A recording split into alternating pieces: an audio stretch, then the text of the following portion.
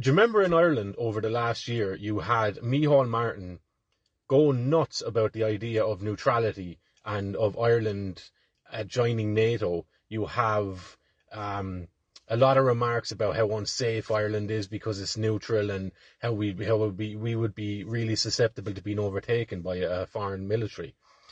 So 6 days ago, you had the Biden administration looking at automating the draft for 18-year-olds, which means as soon as you're 18, bang, your name is on the draft. So you could be taken off for any war, right?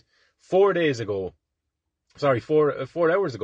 you had Rishi Sunak speak about obligatory military training and the potential conscription for young English men, okay?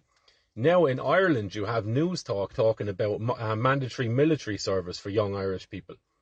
At a time when these countries are being pumped full of military-aged men from foreign countries, you're now looking at each of these respective governments talking about the idea of drafting or making mandatory military service for young Irish people, which, if a war breaks out, which it looks like it's heading towards that way between Israel, Palestine, Iran, Russia, Ukraine, and China, and all of the players that get involved there.